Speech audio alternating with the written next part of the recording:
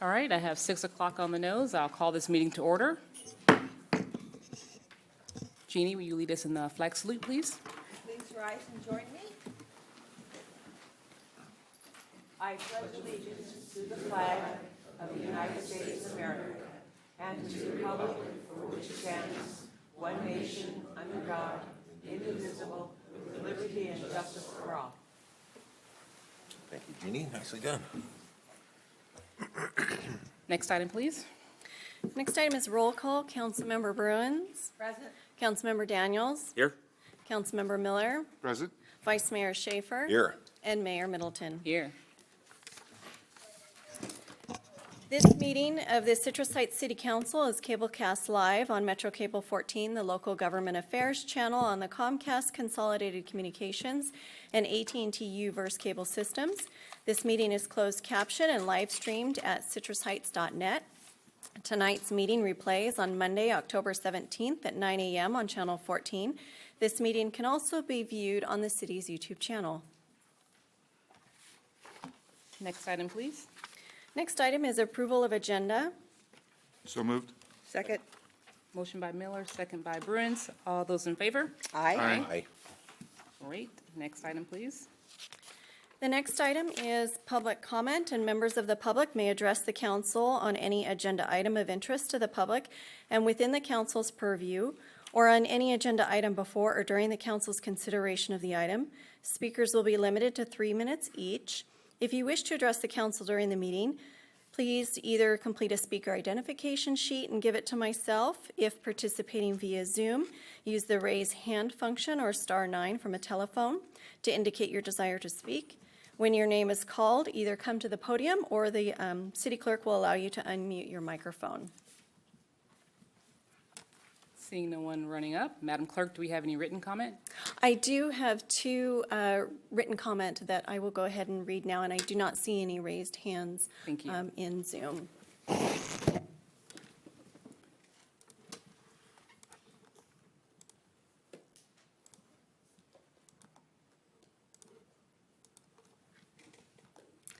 So the first public comment is from Alfred Sanchez. I would like the city to come up with guidelines of our own regarding opening cooling centers. I understand the city posts this on the website, but it's like the day before sometimes. Can the council please take a vote to add this to future agenda and take necessary steps to do this? It's confusing now. The next public comment is from K.E. DeMarco. I would like to request a consideration of a sound wall installation on Antelope Road between Sunrise Mariposa to Auburn Boulevard. Also painting reflecting the bike and pedestrian areas more clearly.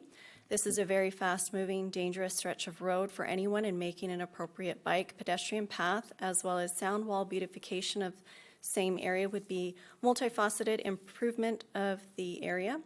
Cleaning, trimming, overhang is also overdue.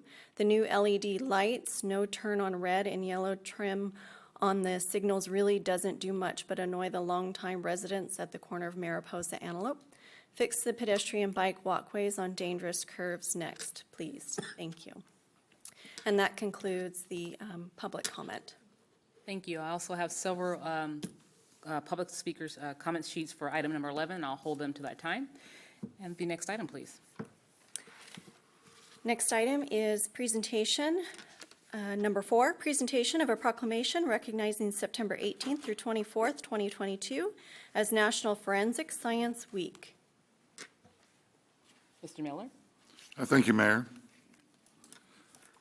We have a proclamation for National Forensic Science Week, and let me read it. Whereas, and there's a lot of them, so I'm going to skip the rest, the 4th week in September 2022 is recognized as National Forensic Science Week, and the forensic science service providers address critical questions in civil and criminal investigations and trials in the United States, including by providing scientific conclusions relating to forensic evidence. Forensic science service providers partner with federal agencies to build and maintain criminal databases relating to latent prints, DNA, and other information relevant to criminal cases. as well as other federal, state, and local agencies to ensure public safety. Forensic Science Service, this is a hard one to say, for me anyway. Providers serve a vital role in the criminal justice system by providing scientific information to investigators and officers of the court. The City of Citrus Heights crime scene property evidence specialists are trained in physical evidence collection, preservation, and reconstruction of crime scenes to preserve evidence for future prosecution. The City of Citrus Heights is committed to the use of forensic science in the investigation of crimes, the prosecution and conviction of the correct perpetrators of crimes, and the exoneration of innocent individuals falsely accused of crimes in the United States. So therefore, be it resolved that the City Council of the City of Citrus Heights declares the week of September 18th through 24th, 2022 as the National Forensic Science Week in honor of the women and men whose diligence and professionalism are tremendous assets to the overall police department as they work to keep our city and citizens safe. We have our mayor has set her hand and seal on this 13th day of October 2022 and attested by our city clerk. I will now go to the podium to present the proclamation to Lieutenant Morris, and I ask my fellow council members to join me at the podium.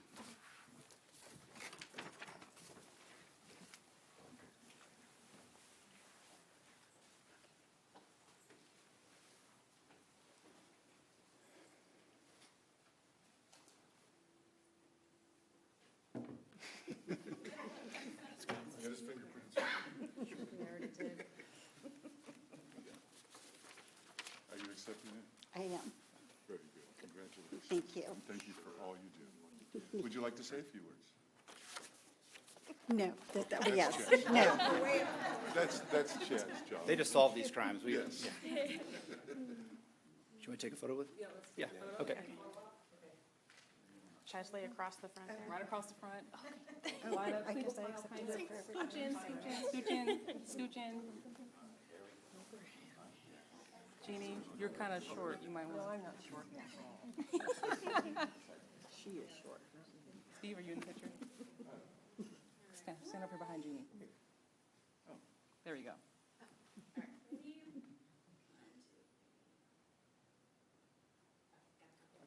Congratulations.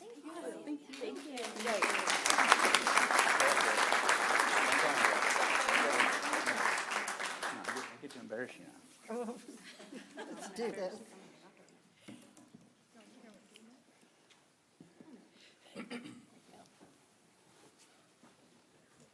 Okay, Wallace. Ready? Good evening, Mayor, Vice Mayor, members of City Council. I'm Lieutenant Chad Morris with the Citrus Heights Police Department. I want to begin by thanking you for taking the time to recognize our crime scene investigators as part of National Forensic Science Week. I can't say enough about our crime scene investigations team. Their abilities to leverage forensic science to solve a variety of complex crimes is nothing short of amazing. And I can't say enough about them, and I'm truly appreciative of having them on our CHPD team. And tonight, I have the stars of the show with me. So to my right, in the center here, we have senior crime scene investigator Danielle Veal, crime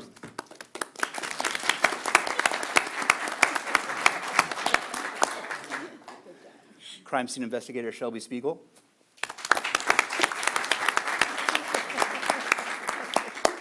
and crime scene investigative assistant Kathy Pentecost. I'd like to personally thank each member of this team for their hard work, diligence, and passion in making this unit all that it can be. And most of all, I want to thank each of you for recognizing our team this evening. Thank you very much. Thank you.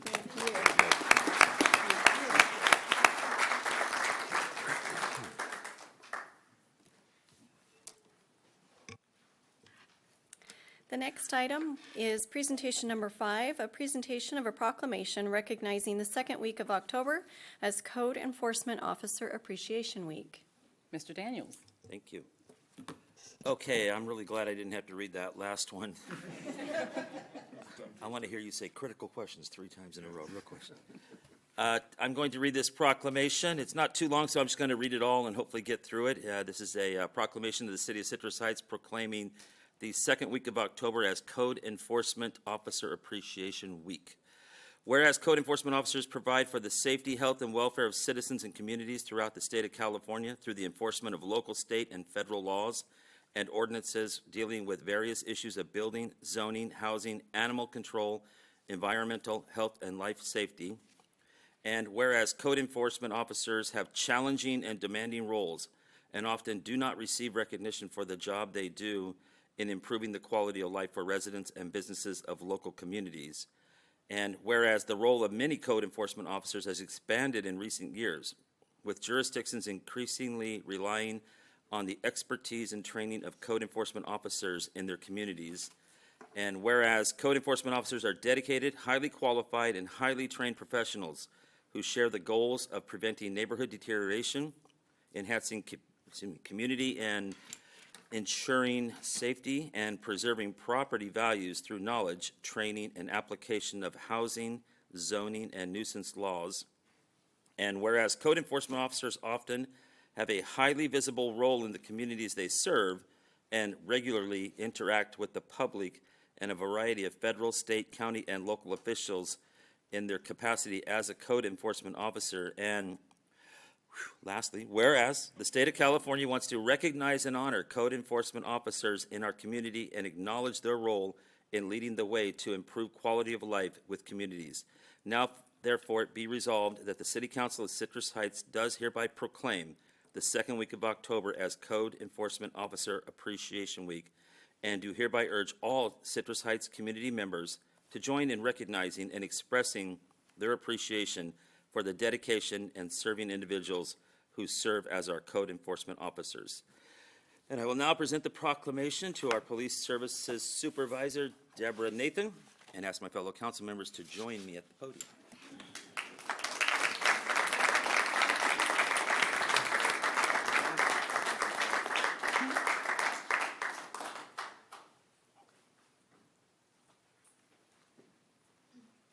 Whereas. Thank you, Councilmember Daniels. I appreciate that.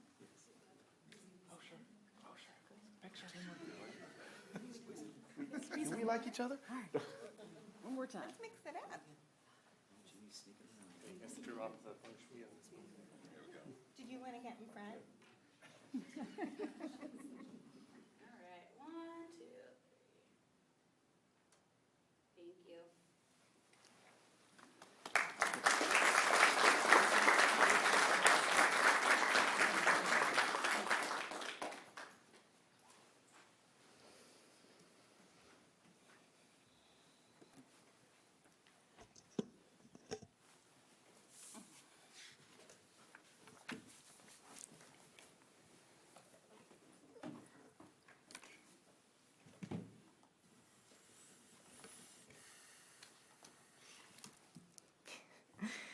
Good evening, Mayor, Vice Mayor, council members. Again, I am Police Services Supervisor Deborah Nathan of the Citrus Heights Police Department. I supervise our code enforcement, rental housing program, and animal services. I want to express my appreciation and gratitude to our city council members for recognizing the Code Enforcement Unit with this proclamation and Code Enforcement Appreciation Week. Whereas, I want to introduce you to our code enforcement officers. 3 of 4 of them are here tonight. This is Officer Dominic Grillo, Officer Teresa Don, and Officer Krista Stover. Every day, our code enforcement officers work diligently to ensure our properties, vacant lots, and businesses are maintained, cleaned, and safe for our community members. Code officers are here to enhance the quality of life for our community members and businesses. I would like to personally thank each of you guys, the members of my team, for your dedication and hard work every day. I'm truly amazed and inspired by all of you. It is both an honor and a privilege to work alongside of you each and every day. Thank you so much. Thank you, council members.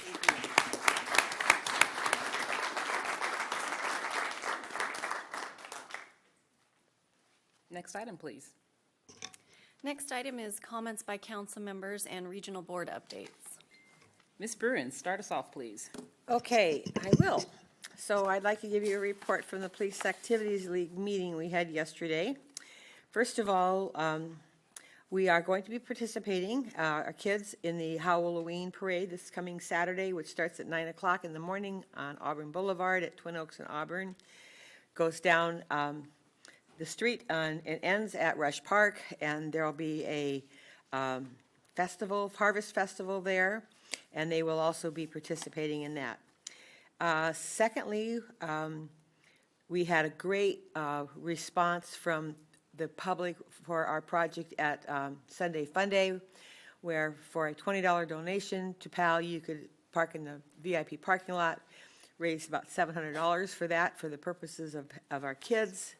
So we want to thank all who participated in that as well. And thank you to our volunteers, especially superstar Julie Habib, who is going to be PAL Member of the Year because of her dedication to that long morning.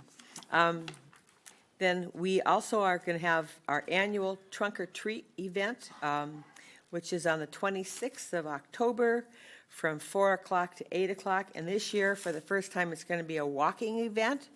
We have so far 32 exhibitors and more coming in. So this is a great time to bring your families out, whether you want to do it in the daylight hours or after dark, and to celebrate with us as we have a fun time. We're also looking for candy donations, so you can't be at too many. So if you have the opportunity to donate some candy just bring it over to the police department, and we'll gladly accept it.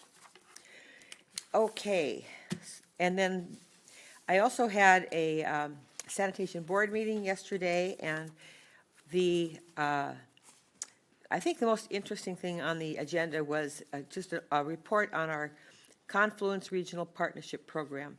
And what this is a program of allocating funds that come into us that are non-ratepayer or non-project funds. They're coming from either dividends or the lease or sale of property, things that don't affect the ratepayer. And several years ago, we voted to divide these funds into 4 categories. The highest priority one being giving a $15 a month subsidy to low-income homeowners and renters, so they have a little break on their sewer rates. And so the other projects don't get funded until this is fully funded, because this is our highest priority. Secondly, to help offset the cost of conversions from septic tank to sewer systems, to get people off septic tanks that eventually will fail, they can get a grant from between $10,000 and $20,000 to help offset those costs. I'm very happy about that as well. Third is the American River cleanup.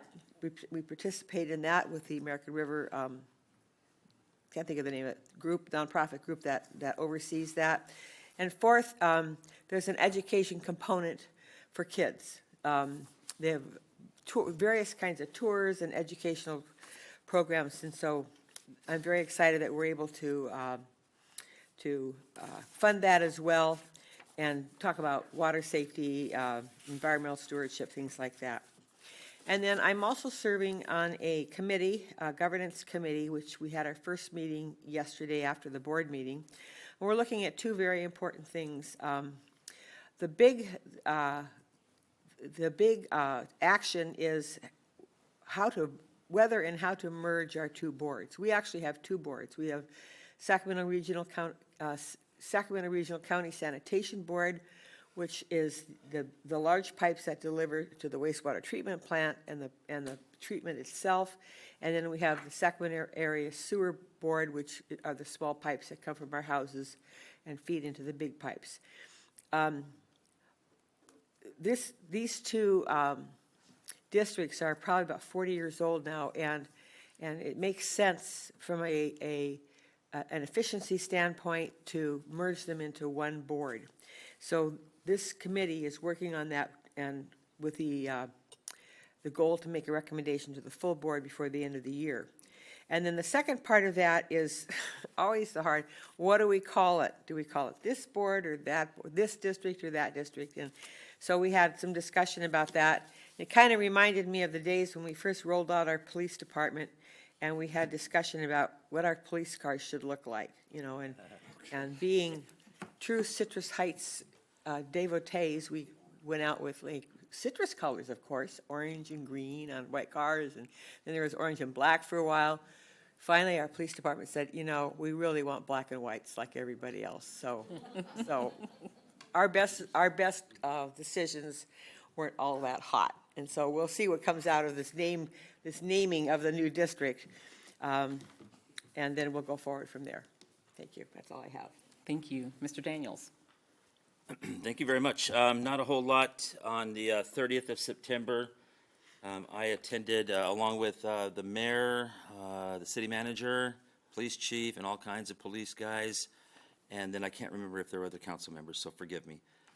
But we attended the Sacramento District Attorney Appreciation Luncheon, and got a chance to honor Ann Schubert.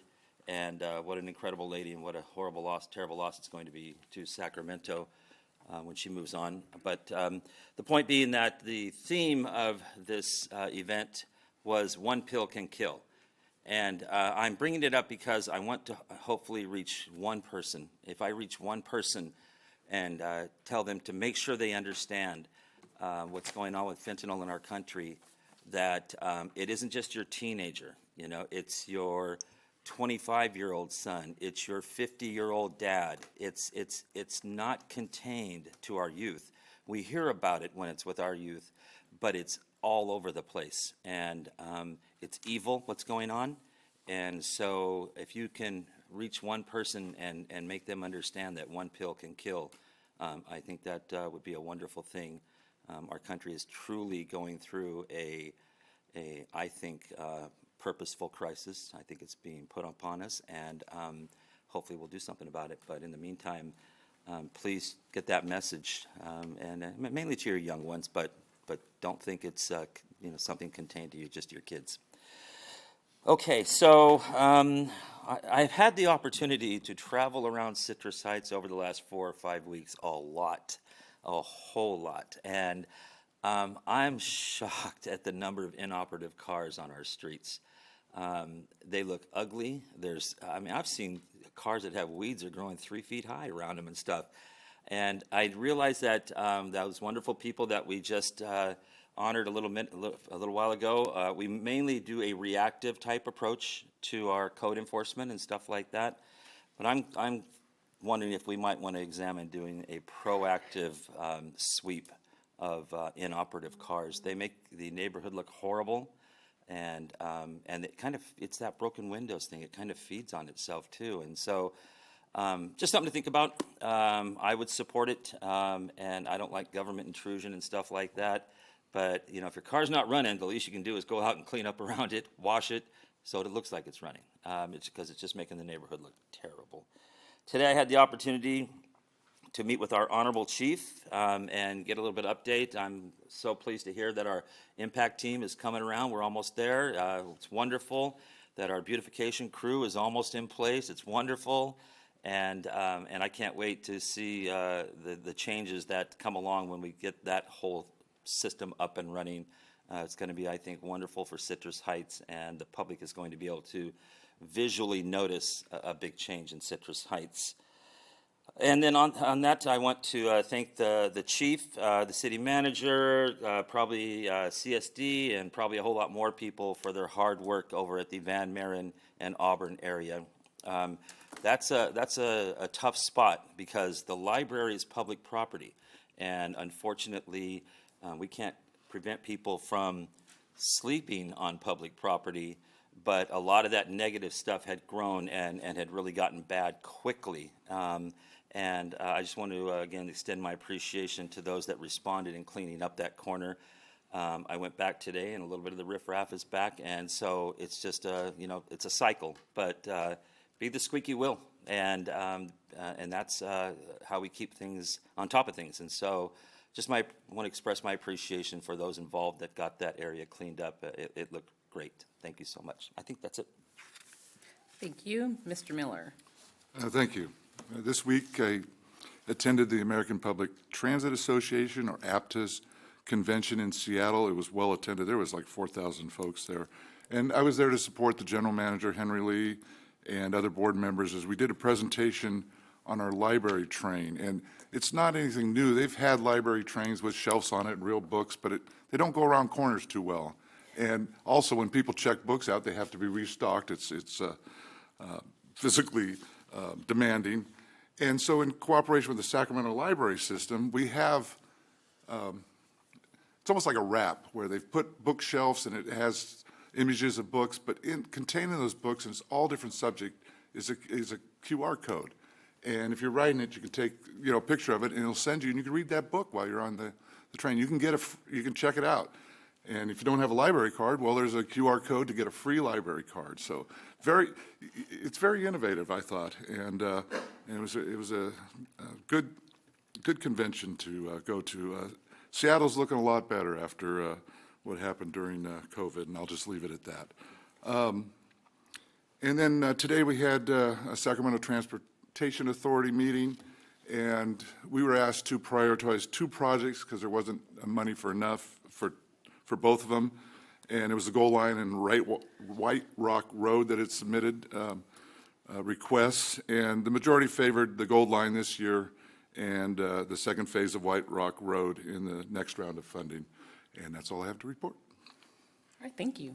Vice Mayor. Thank you, Mayor. So I'm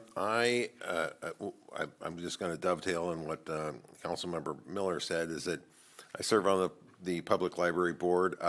I enjoy that board immensely. There's some really great innovative things that are going there. I'm delighted to report that the book, Becoming the City of Citrus Heights, is now in the Sacramento Library System.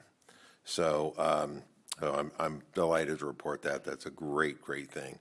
I also met with Chief Turcotte, and I picked the Sylvan Corners Starbucks because it's a busy location, and I think it's good for us to be seen in public. And we met right there about the time that school got out, and all the kids came in, and they saw the chief, and they just felt like, wow, he's right here. And it was really a really fun experience to see all the kids, and the chief said, well, they all know me. Well, that's great. That's a wonderful, that really is a great thing for the chief. So other than that, I don't have anything else to report. So thank you, Mayor. Thank you.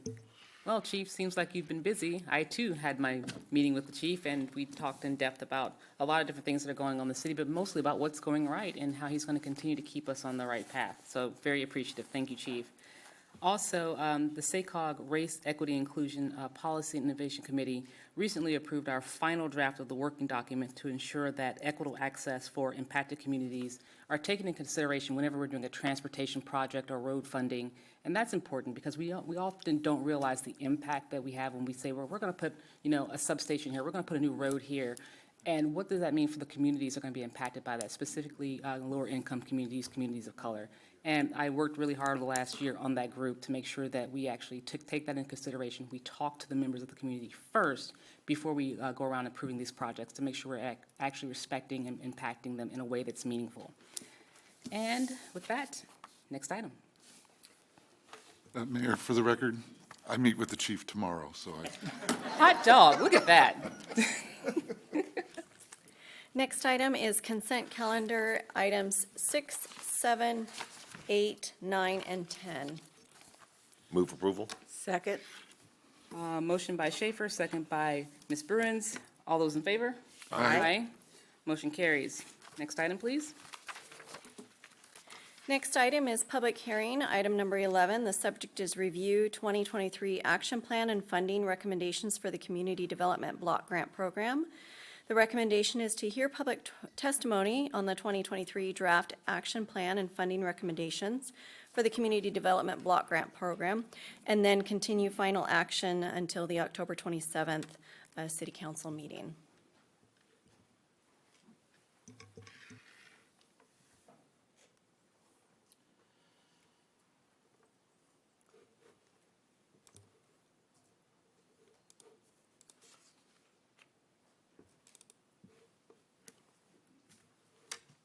Good evening, Mayor, Vice Mayor, council members. Nicole Piva with the Community Development Department. So I'm here tonight to review the draft 2023 recommendations.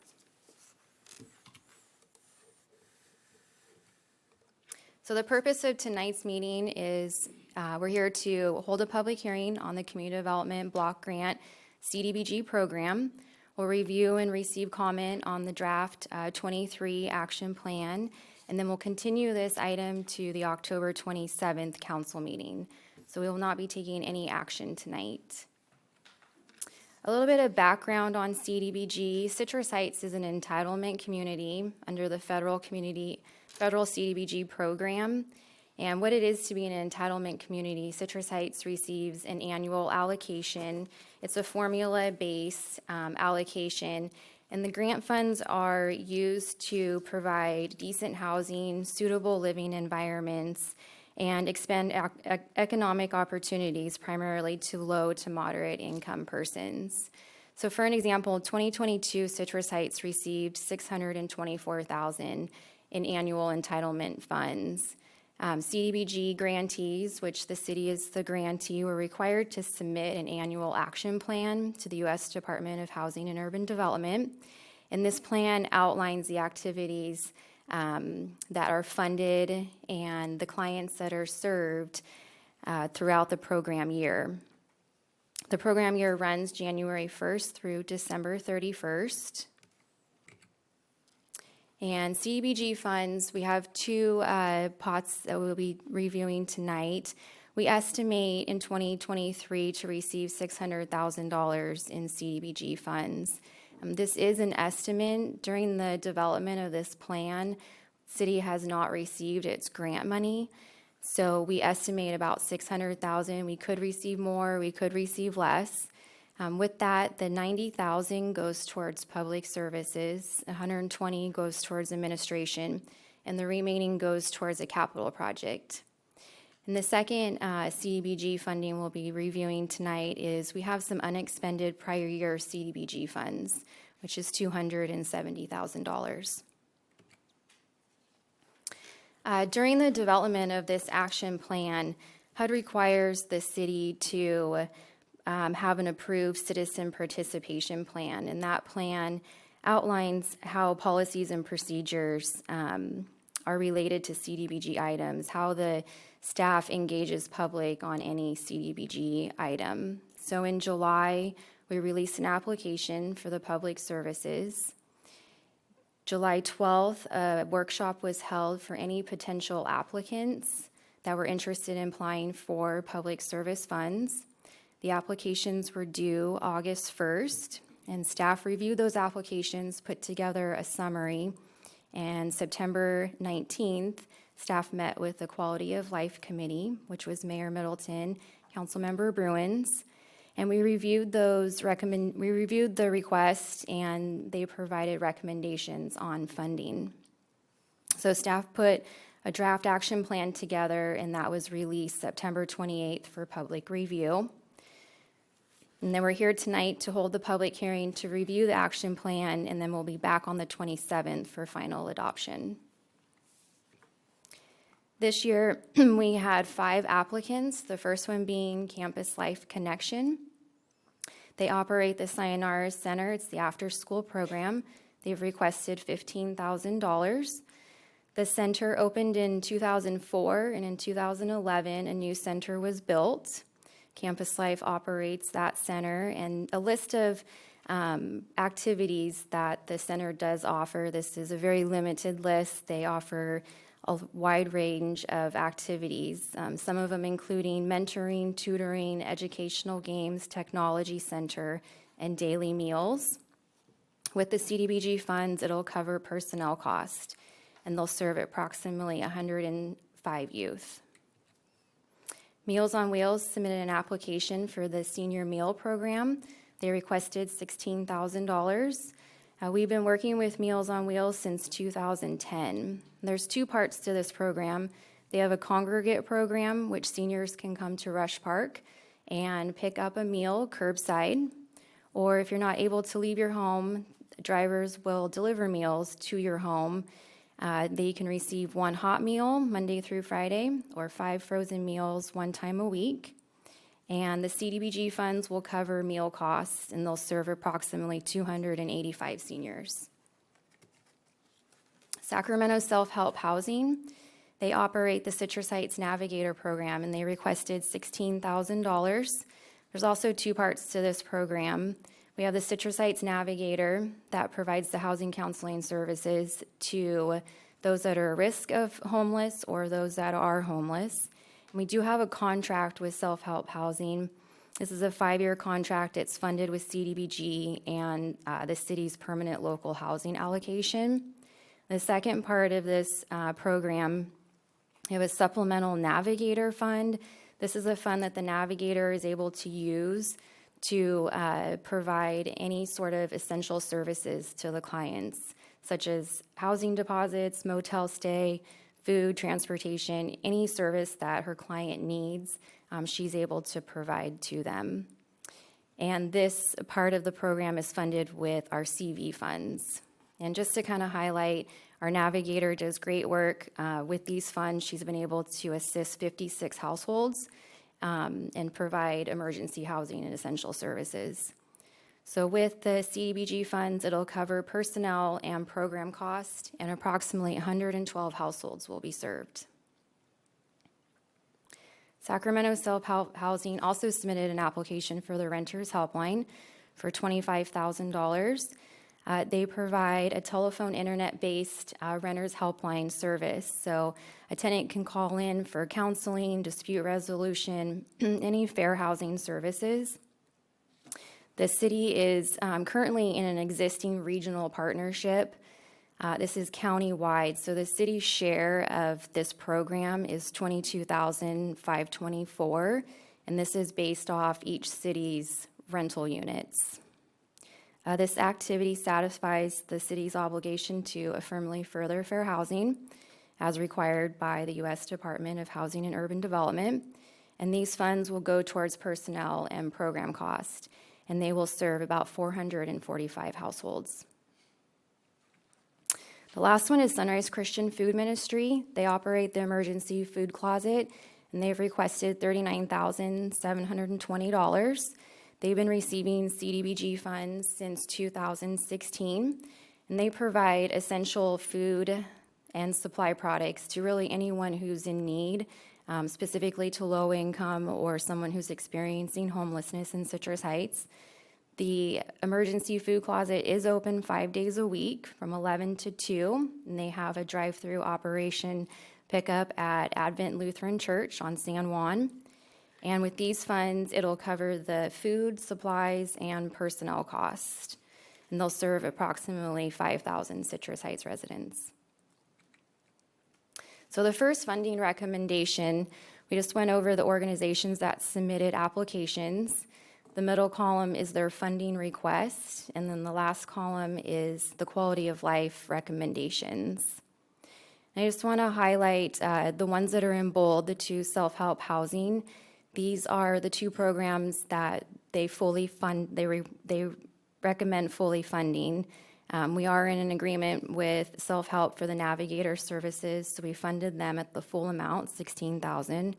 And the Renters Helpline, they funded them at the city's cost share, which is the $22,524. And the remaining funds, they split between Campus Life, Meals on Wheels, and Sunrise Christian Food Ministry. We took a percentage and split those equally across the board. So if the city does receive more than the $600,000, we will split the additional funding between those three organizations. The second recommendation is to fund a citywide accessibility improvement project. This is with our CDBG allocation for $390,000. It is for ADA accessibility improvements. And the third recommendation is to fund a housing preservation project. We have some unexpended prior year CDBG funds, and the recommendation was to fund the Critical Home Repair Grant Program. This program will assist low-income homeowners with critical health and safety repairs. And a reason why we have these unexpended funds is between 2019 and 2021, we have some capital projects and some public service projects that came in under budget.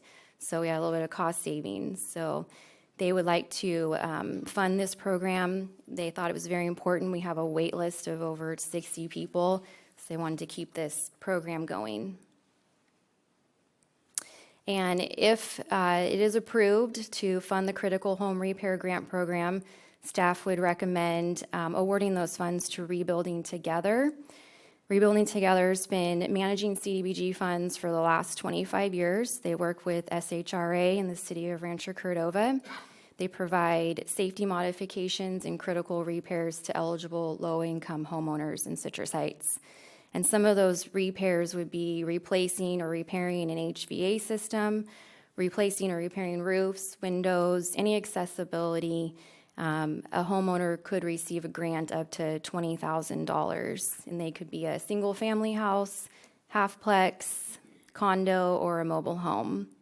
We are currently working with Rebuilding Together. They have been awarded program administration since the last 2 years, 21 and 22. They've completed 18 projects, and if they are awarded those funds, grants will approximately assist 11 households. So the staff recommendation is to hear public testimony on the draft action plan and the funding recommendations for the Community Development Block Grant Program, and to continue this item to the October 27th council meeting. All right, thank you. Any comments? Go ahead, Julie. Just one comment. And that is, I just wanted to make sure everybody understands that the reason we're 100% funding the two self-help housing programs is because we have a contractual obligation to do that. And so it's not favoritism by any means. I sit on the committee, and it's always difficult if you don't have as much money to give as the requests are. So the other three programs are equally as deserving for sure, but we do have a contractual obligation to fund Sacramento self-help housing at the levels that we have recommended to the council. Thank you. Brett? On the rehab portion, what process do we use to ensure that those funds are being spent properly, that they're going towards needed repairs, and that those repairs are being done by people who should be doing them? Yes, so we have a procurement process. We're working with Rebuilding Together currently. So if a homeowner is applying for those funds, they will be income qualified. They will go through a documentation process, and they will work with the Rebuilding Together housing specialist to develop the scope of work and the needed repairs. And the contractors are vetted and licensed. And then how do they make sure that, or do they make sure in some way that, the project is a new front door and the requested funds are $10,000? And yep, we need a new front door, but it shouldn't have cost $10,000. How do we make sure that those things match up? So the housing specialist is great. He's been doing it for a number of years. So they send us the scope of work, and we approve the project. And we also have our building official review those scopes of work as well. So we know that it's not being overcharged. Thank you. Vice Mayor, and then Steve. Well, thank you, Mayor. I just wanted to comment and say that I wanted to commend the Quality of Life Committee here for doing a great job and really making these recommendations.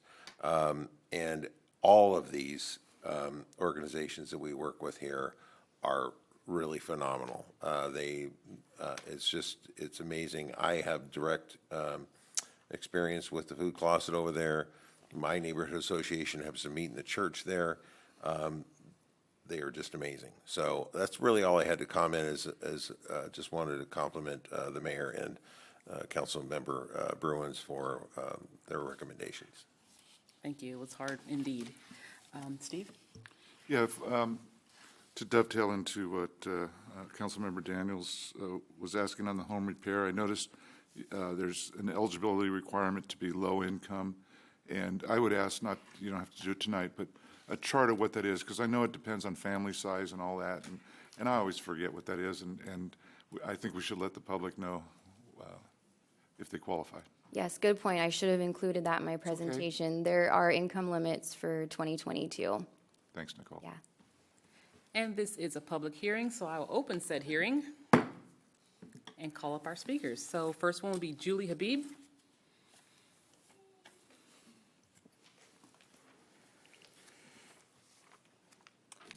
Good evening. My name is Julie Habib, and I'm the site director for the Sayonara Center. In August, we began our 11th year in our building. The school year has been off to a great start with our students. Before the students went back to school, we were able to provide all of them with a new backpack and school supplies of their choice, free dental screening, and a back-to-school photo. We are open to the students 5 days a week for them to come after school and receive a full meal, help with their homework, and be in a positive environment with their friends, volunteers, and center staff. While we are open, our students are also able to paint, bake, and play outside.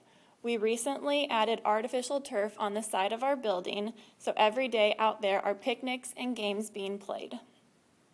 We also offer a weekly life skills class, and Carlos with Pride Industries has been helping many students with job readiness. At the beginning of the month, we had a special event, and 35 students participated in a golf clinic at Foothill Golf Course through the Cameron Champ Foundation. Bearpaw provided boots for all of them at no cost. Commander Fry and the police department provided swag bags and hung out with the students. For the majority, it was their first time being on a golf course, and they all want to return. Good. It was a day we will never forget, as we were all able to learn and experience something new. As the holidays approach, we can't help but be excited about our traditions. We will host a family pumpkin carving night in our parking lot, attend the trunk or treat at the police station, have our annual Friendsgiving dinner for our middle school, high school, and former students, provide Thanksgiving meal baskets to our center families and those in the community, and of course, have many Christmas parties. Seeing our students 4 to 5 days a week has allowed a family-like environment at the Sayonara Center. We get to walk alongside them in life and celebrate their accomplishments, such as getting their permit or driver's license, getting a job, asking a date to homecoming, and making it on a sports team at their school. We also get to be there when they experience heartbreak, have a conflict with a friend, don't get hired, have their mom diagnosed with cancer, and have an uncle shot and killed at the park. We wouldn't be able to provide all these services without your support and our many community partners. Thank you for your faithful partnership and so greatly caring about the children and youth in our community. Thank you. Thank you.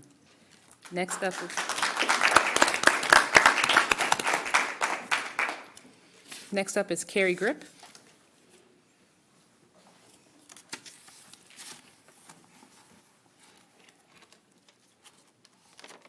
Thank you.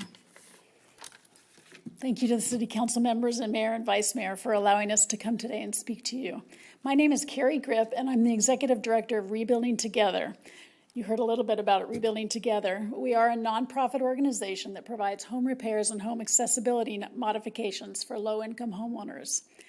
I'd like to thank you and tell you a little bit about the impact of the relationship we have with Citrus Heights and the programs that we have provided. We received CDBG funding from the city of Citrus Heights to help achieve one of the goals in the city's housing element, and that is to preserve the existing housing supply and assuring its continuing quality. The work reduces accumulated deferred maintenance and enhances health and safety and energy efficiency. We started our relationship with the city back 3 years ago when we hosted a project at Rush Park. With the help of a grant from Republic Services, 160 of their employees came out and spruced up the park, as well as replacing the old play structure with a new one. We then received CDBG funding to provide home repairs for Citrus Heights residents.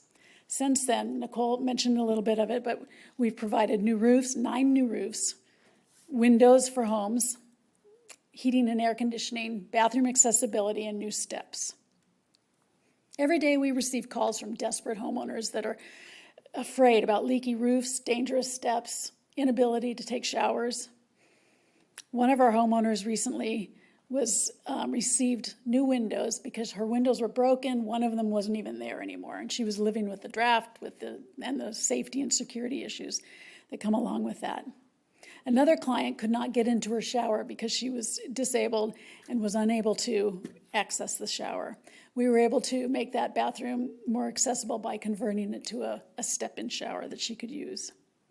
Another client had a ceiling that some of the panels fell out, and they lived for quite a while with access or exposure to the ceiling and to the roof ahead and the rafters. And we were able to fix that with the funding. As you know, many people, particularly those with disabilities and older adults, live in homes that are substandard and not safe.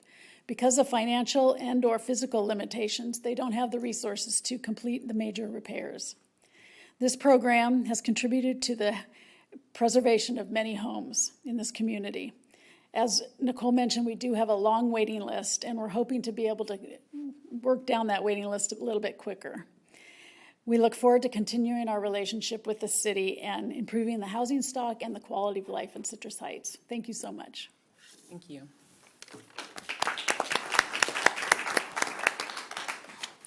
Next, we have April Jack.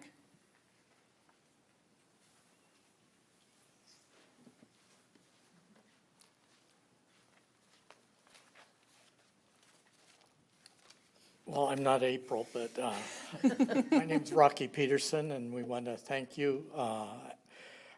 As a city, we represent Sunrise Christian Food Ministry. We have been here for 40 years now, and we thank you for your support. We thank you for the ability to be able to represent you to the community by helping feeding the people. But as we've grown and expanded, it's taking more and more people and more help. So I've actually, I'm through. I'm retiring now and turning it over to April. She'll be the new director and has a staff to help her, and I'll let her speak. Yes, thank you. We're just so excited to continue to do the good work that your help and support allows us to do, not only to serve the community, but also provide a place for the community to serve.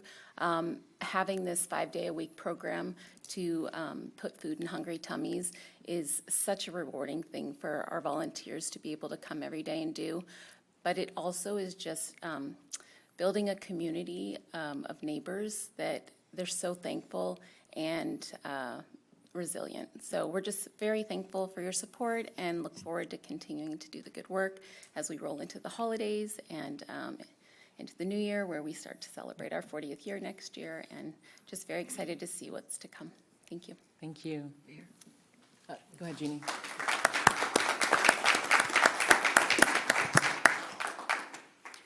Well, before they get too comfortable, I just want to acknowledge Rocky Peterson for the decades of volunteerism and work that he has done to build this food ministry and to expand the number of families and the innovation with which he has operated so much with so little. You know, thank you, Rocky. I'm glad for you that you're retiring, but I'm sorry to see you go.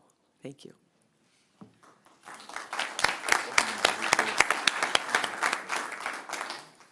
And next up, we have Tahiri Craft.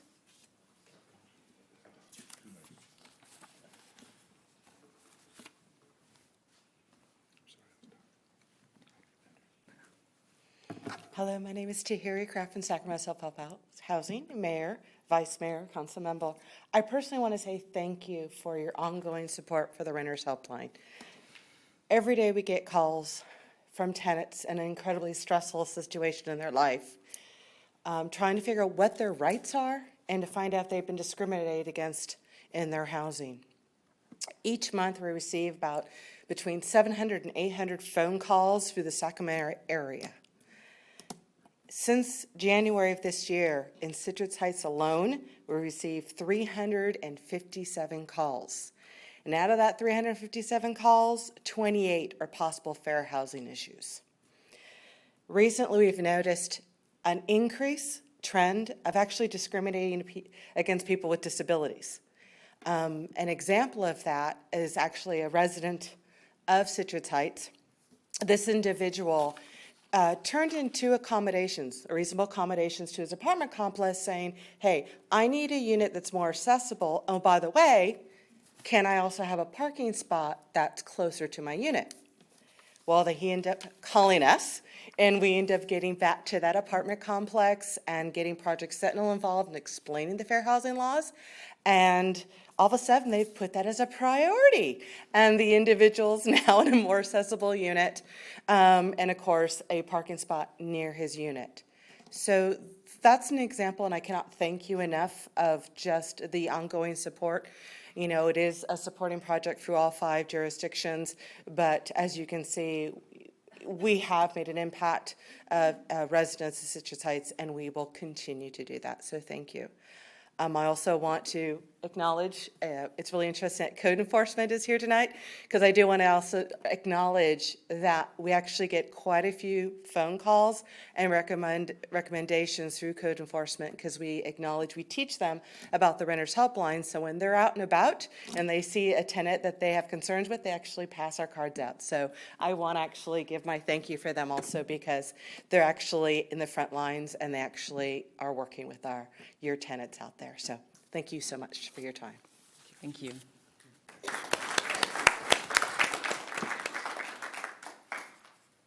Carrie Jones?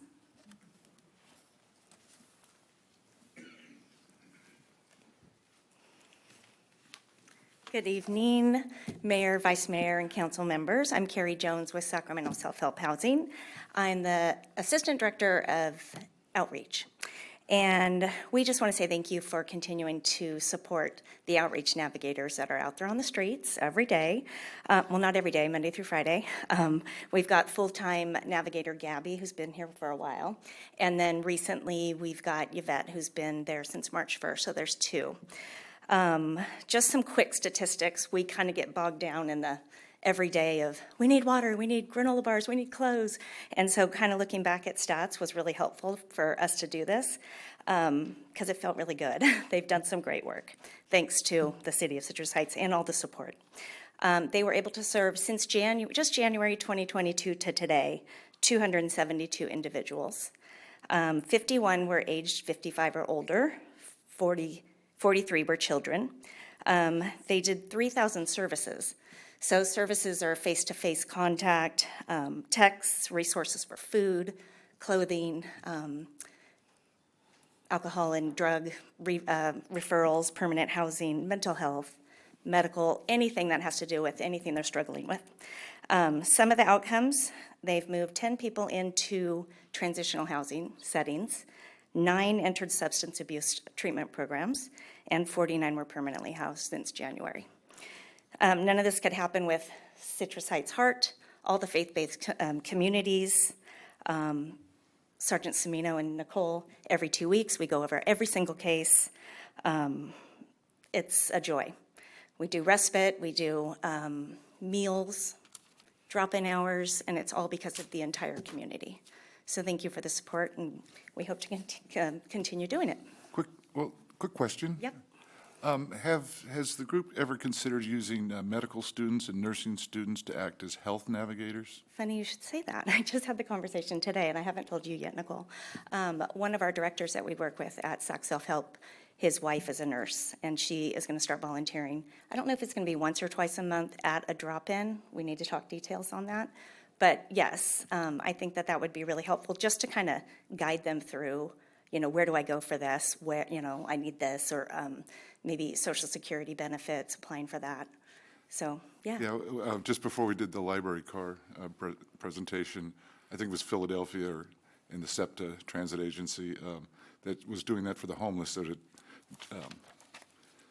use their facilities, the transit facilities, and it's been real successful. Yeah, I think it would be nice to have somebody available. Maybe you say the 2nd and the 4th Wednesday at these drop-in hours, the nurse will be available for, triage. Or they're available for field work, too. Yeah. Thank you. Thank you. Thank you. And thank you for all you do.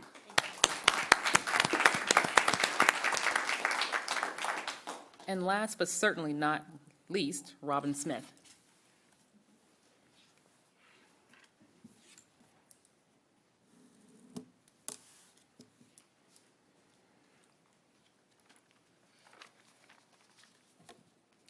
Hello, Mayor, Vice Mayor, and council, City Council members. This is Michelle Bustamante. She's our Operations Manager at Meals on Wheels. I'm Robin Smith. I'm the Volunteer Specialist. We just wanted to come here today to say thank you for all the support that we've received from the City of Citrus Heights. Because of that support, we've been able to provide nutritious meals with not just somebody showing up, but with a smile to our most vulnerable population. This calendar year, from January 1st through August 31st, we have served approximately 24,000 meals to 200 Citrus Heights seniors. Of that, roughly 20,000 of the meals were delivered to 150 homebound participants and 4,000 meals to 50 curbside pickup participants. We're also excited to announce that we're now serving fresh, locally prepared meals instead of the meals we had been serving previously. Thank you as well for your ongoing support and the increase that was given to us through the Community Support Funding Grant. Our operational costs have greatly increased from last fiscal year to this one, but between the two grants, we will be able to serve 32,663 meals to Citrus Heights seniors. Need for our service has remained high program-wide, and we are taking on average 280 applications a month. That does not just include Citrus Heights, but that's throughout our whole company, throughout Sacramento County. And the City of Citrus Heights has always been such a wonderful supporter to our organization. So again, we wanted to say thank you, and we look forward to continuing to serve those most in need. Thank you. Any questions that you guys have for us? Thank you for all that you do. Well, thank you Thank guys. you. Yeah, you guys have been a great support to us. Thank you.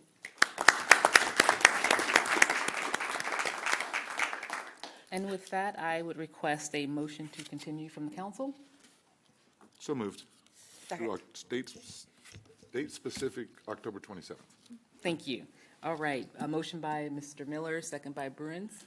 All those in favor? Aye. Aye. So moved. Madam Mayor, just to clarify, the motion would be to hold the public hearing open until October 27th for that date certain. That way we don't have to re-agendize it and repost it. And I think that's, That's what I meant to say. Yeah, It that's just didn't come exactly, out right. that's exactly what I heard. Yeah. Yeah, there we A go. lot of words.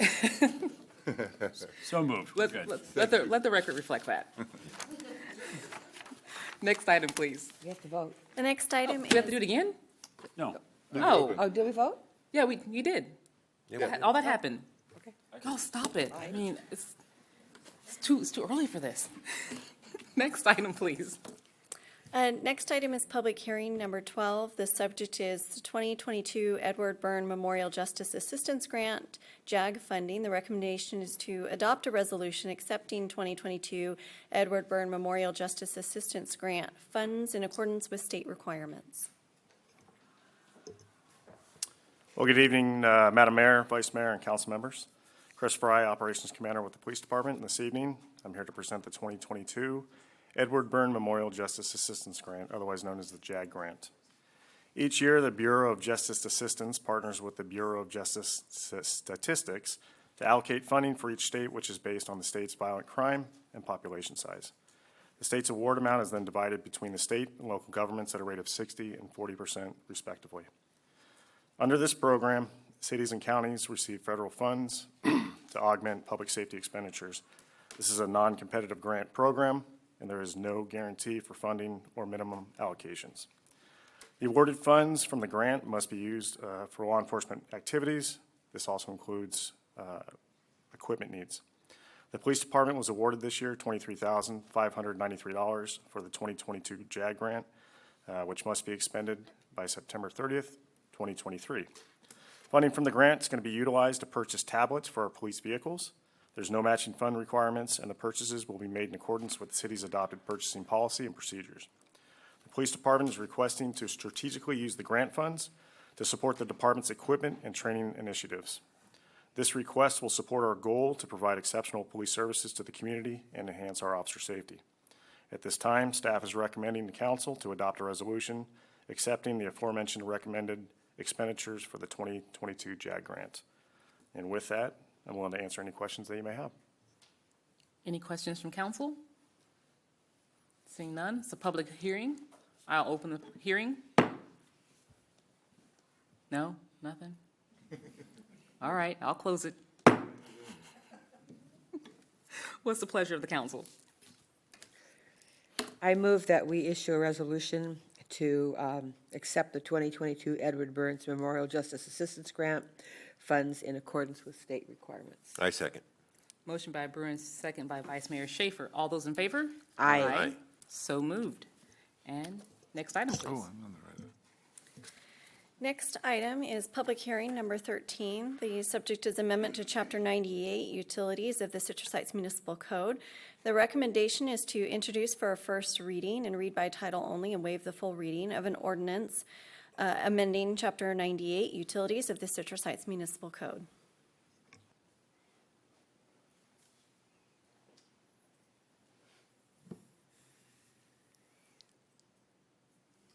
Good evening, council, mayor, vice mayor. Microphone, Can you please. turn on your microphone? Thank you. There we go.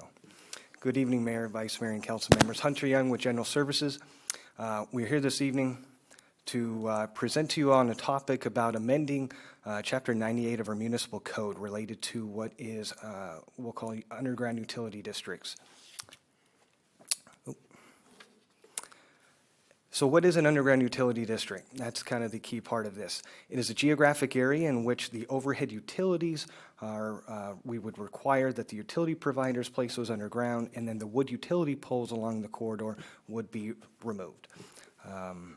Now, the driving force of why we're having this conversation relates to Auburn Boulevard itself, and I'll get to that momentarily.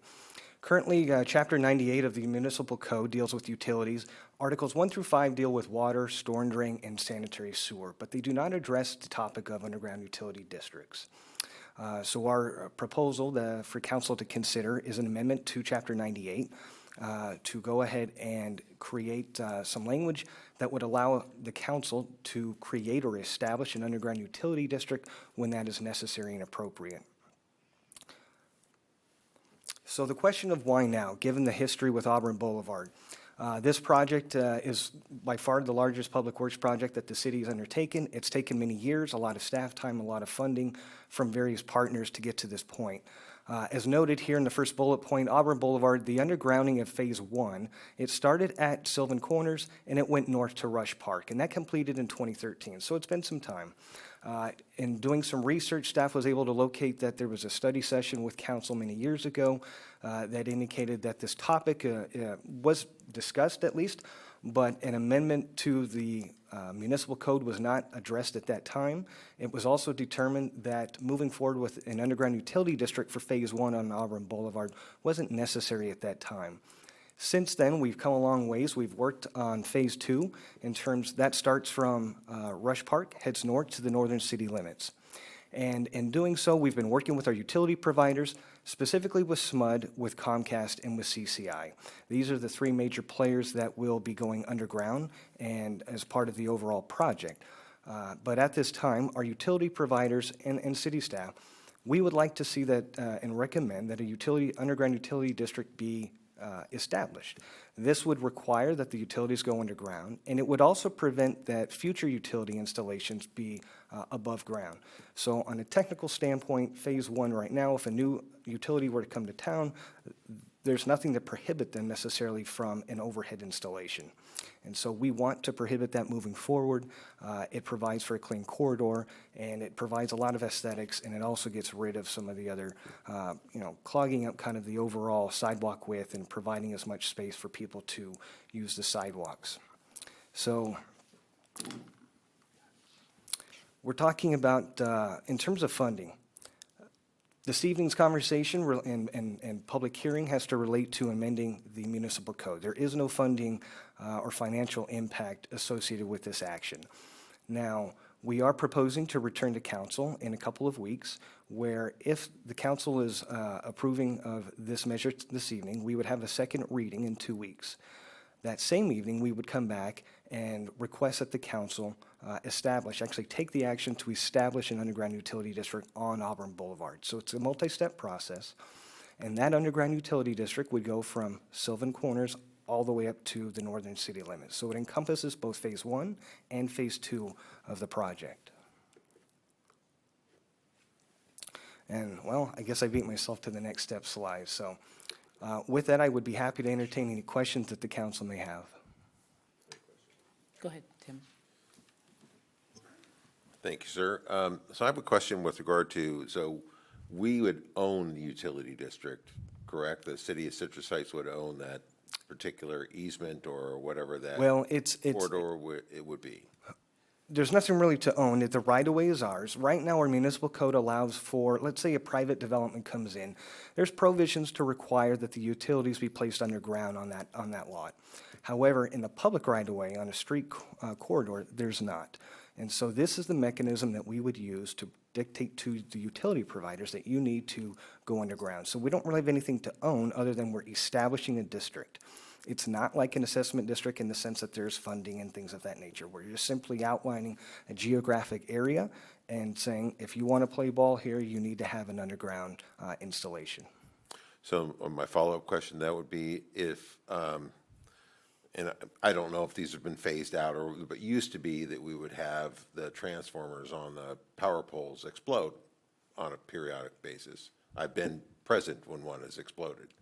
It's pretty devastating. You put that underground, what happens to the other utilities that are there where that type of thing would happen? Certainly if you had some kind of power disruption from the power generation lines, how does that responsibility that repair get doled out? Does any of that fall back onto the city to say, okay, well, we have to either mitigate that or we have to, what is our responsibility with that? So once the utility is in place, then we don't have any actual responsibility. The utility provider still is on the hook for maintenance. As it relates to the transformer discussion, we're working with SMUD right now, and it's the electric provider. There will be above-ground transformers, so we're not placing anything underground. There will be vaults where the cables go in and out underground, but as is the case today in many of our neighborhoods, there's what we call pad-mounted transformers. They're kind of these green utility boxes. They're not the most sightly things, but those are mounted on a concrete pad, and they're just at ground level, and they're in many of the different businesses that we have, and those are still maintained then by SMUD and things of that nature. So it isn't that the city necessarily has to respond to that if there is an emergency. And if I could add, we're looking at one in the picture, and the other thing, Yes. there's switches on the poles, and those go in green boxes too, next to the transformer, so they can switch the circuits. And you're right, it's a little unsightly. Typically, the larger cities, they go underground in vaults, and we've seen that where they blow and do quite damage, but they're separated from the other utilities. It does damage to the underground wires, but typically SMUD just puts them on a pad. Appreciate that. Jeannie? Thank you. Thank you for your presentation tonight. So we have, my first question is this underground utility district able to be expanded to other locations, or would that require an additional underground utility district? So when the district is first created, it does have, there is a map, there's this very specifically defined area, and I don't have that map here, although Well, we know the street. it would exhaust the size of the screen, it's quite large. That being said, if you wanted to expand it, that could be done, but it would be subject to another public hearing and another utility district being created. Okay, so what about all of the streets that already have underground utilities? This is not impacting other streets that already have underground utilities. So if they didn't have, if they don't have districts, underground utility districts in those areas, potentially another provider could come in and do aerial. Yes, if there's not an actual established underground utility district, then yes, an aerial overhead communication line Could or happen. electric Does line that could include be- residential neighborhoods as well? So there are laws that surround a lot of this, and I'm not an expert in that field.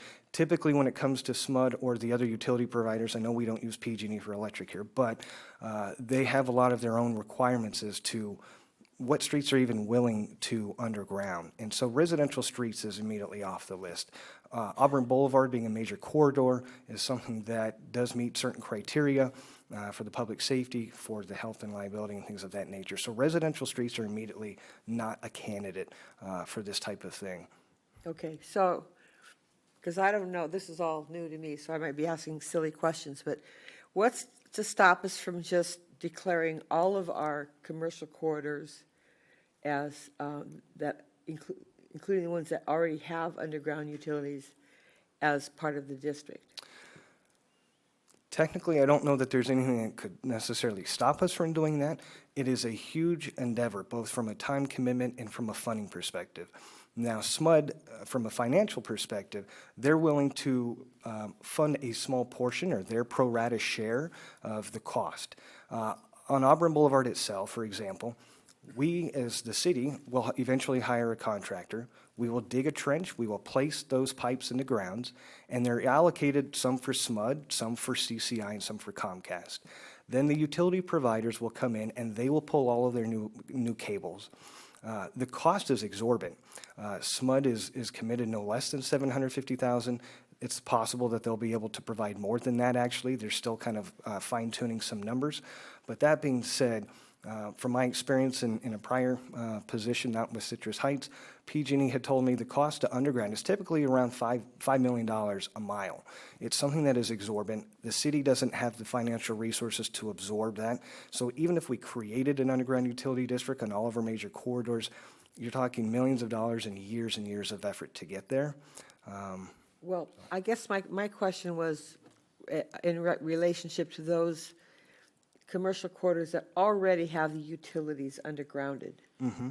And so it just would keep future providers from going overhead. So that's where not that we would I'd love to see the entire city undergrounded, no question about it. But I wasn't suggesting that we look at corridors that have overhead lines now, but does it make sense to have districts in all of our existing undergrounded major corridors, or no? That would be a conversation that I think could be had. I'm not sure that Okay. there's a reason to move No, forward but with it. tonight we're just addressing Auburn, I realize that. I will say, though, that if an underground utility district is established, there is a set time requirement that is included in the resolution itself. So for Auburn, for example, when we return in a couple of weeks, the proposal at that time will be 3.5 years from now to make sure that that's the window in which all of the construction needs to take place. So if you were to establish a district for, let's say, ensuring future installations are underground, you would be forcing the current utility providers to move and go underground as well. So you couldn't have a hybrid where you leave the other aerial utilities as is and prohibit future installations. Okay, go ahead, but let's not get too far in the weeds here.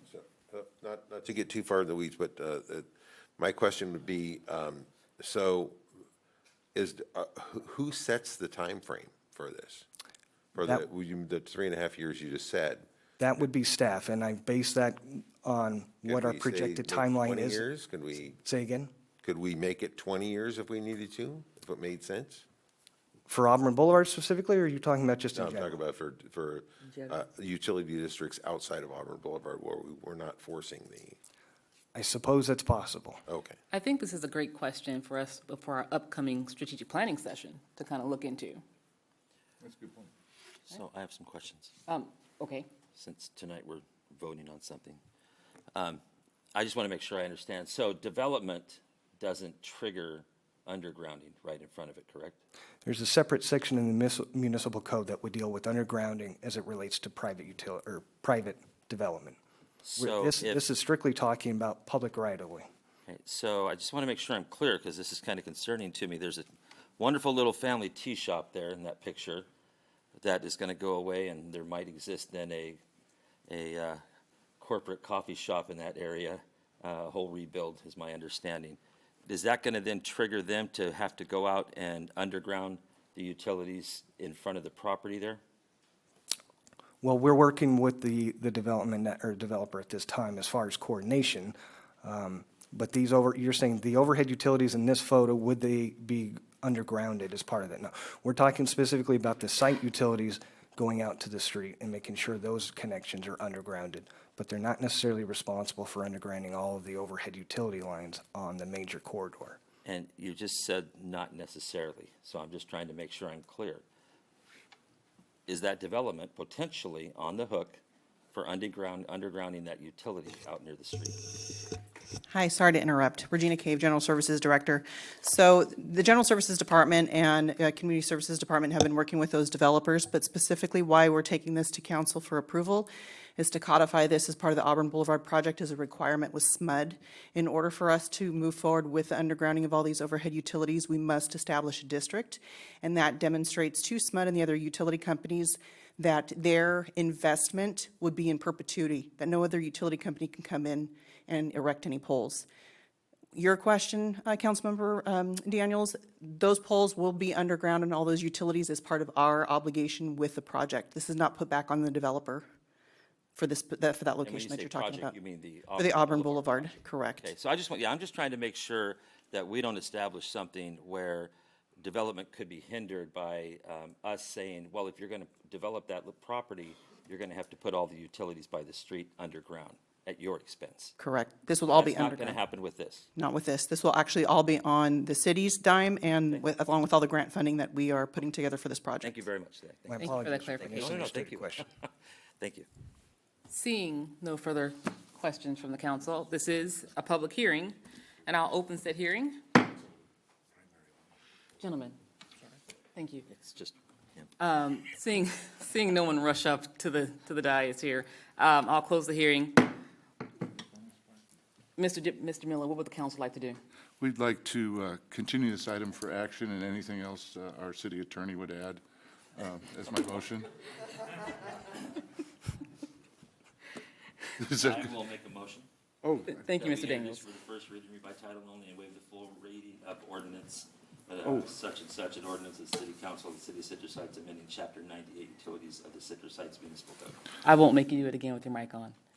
I'll second that motion. Second by Ms. I thought it was Bruins. a continued item. Sorry about that. All those in favor? Aye. Aye. Aye. Motion passes. Next item, please. Next item is regular calendar, item number 14. The subject is amending various sections of Chapter 18 of the Citrus Heights Municipal Code relating to buildings and building regulations. And the recommendation is to introduce for a first reading, read by title only, and waive the full reading of an ordinance amending Chapter 18 of the Municipal Code relating to buildings and building regulations and adopting by reference the 2022 California Administrative Code, Building Code, Residential Code, Electrical Code, Mechanical Code, Plumbing Code, Green Building Standards Code, Energy Code, and Existing Building Code. Good evening, Madam Mayor, Vice Mayor, and members of the council. Greg Anderson, Chief Building Official. The California Building Standards Commission publishes the California Code of Regulations every 3 years. The Code of Regulations have the same force as law. In this cycle, the 22 California Code of Regulations will have an effective date of January 1, 2023. Staff is recommending approval of the 22 California Code of Regulations, including local amendments and specific appendices. And I'll bring those up as follows. So first, we have the California Administrative Code, the 22 edition. That's going to be as printed with no amendments. Secondly, we have the California Building Code, 22 edition, Volume 1, 2, including Chapter 1, Division 2, and Appendix I, except as otherwise amended in Section 1889. Section 1889 has to do with the local amendments. The first one is Chapter 1, Division 2, Section 105.5, has to do with expiration of building permits. This is, in short, it's consistent with what council approved and adopted in the 2019 code cycle. It just further expands the the expiration date of the permit, the life of the permit. So the maximum lifespan of the permit, instead of being 1 year, is actually expanded to 2 years. And it also covers the general expiration of the permit. You have 12 months to where you could have a lull in work or no action on that permit. If there's no action within 12 months, the permit will expire. It also states that you have the option to request an extension of that permit to the building official. That extension, if approved, would be an additional 12 months, but in no way will the permit have a lifespan longer than 2 years. At 2 years, they would have to reapply and get a new permit. So that is pretty consistent with what we did in the 2019 code cycle. The other amendment, we only have two, the expiration amendment is actually going to repeat itself in the building code, the residential code, the mechanical code, and the plumbing code. It's kind of the same throughout. The next one is California Building Code, Chapter 31. It is, has to do with pool enclosures. So swimming pool safety, in the last code cycle, 2019, they introduced some verbiage out of the Health and Safety Code. It kind of changed the child safety requirements for swimming pools as it has been in the past, particularly into enclosures. They were allowing removable enclosures, the mesh-type fencing as an enclosure, and we wanted to keep our enclosures as a solid, non-removable, permanent-type fence. So there's a definition in enclosures that we modified to state that the swimming pool or spa shall be isolated from the access from other properties by an enclosure that meets the requirements of section 115-923 and shall also be equipped with at least 2 of the following 7 drowning safety measures. So the biggest thing was the enclosure has to be a permanent type fence that protects the pool from not only the property it serves, but adjoining properties. Question is, Greg, is this retroactive or just new construction? This is any permit for a swimming pool or a swimming pool remodel. So existing wouldn't have to change unless they did some Correct. kind of change? Correct. Okay, thank you. So next we have the California Electrical Code, the 2022 edition. That is adopted as written with no amendments. Then we have the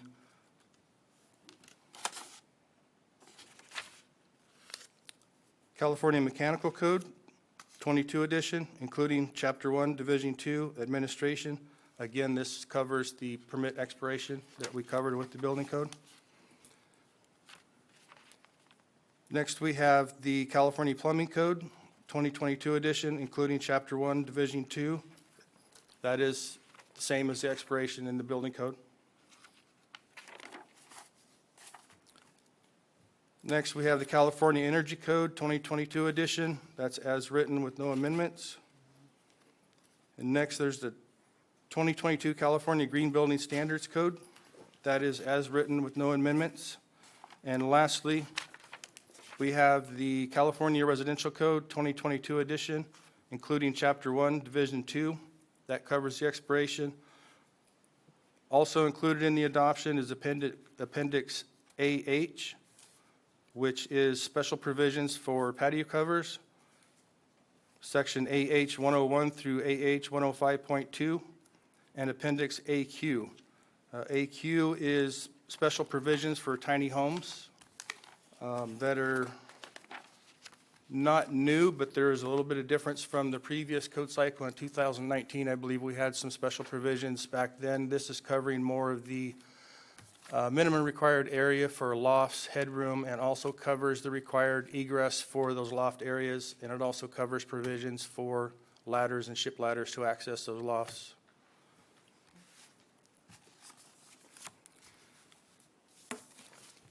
So the fiscal impact, there will be no fiscal impact with the city's general fund. The ordinance does not modify any city citrus heights building or development fees. Training required for the implementation of the new codes is provided for under the current building division budget. The California Code of Regulations, Title 24, is published every 3 years. Adopting the codes by reference allows local amendments to the state codes as necessary. to reflect local conditions.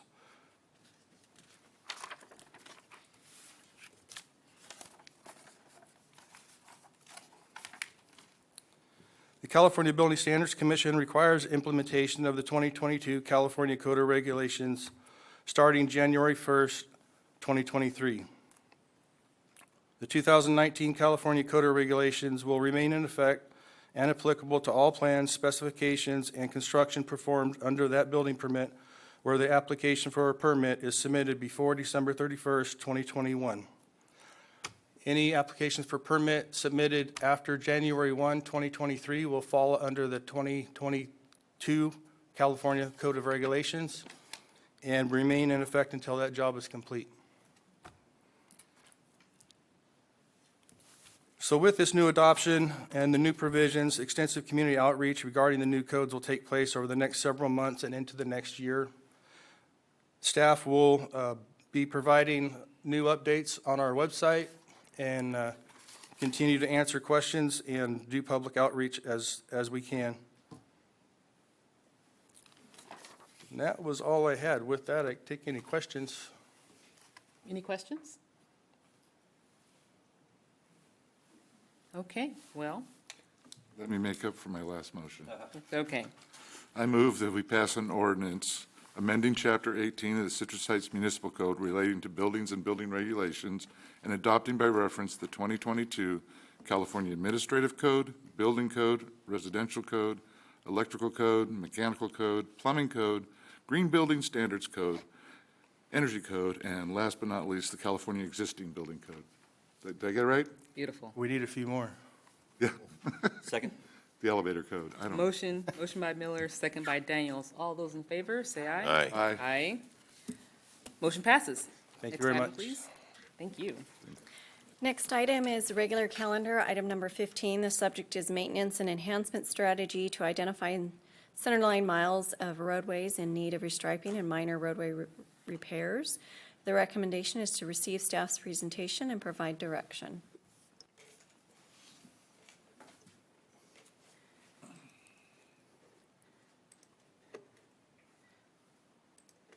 Bear with me. Can you help me from here, Amy?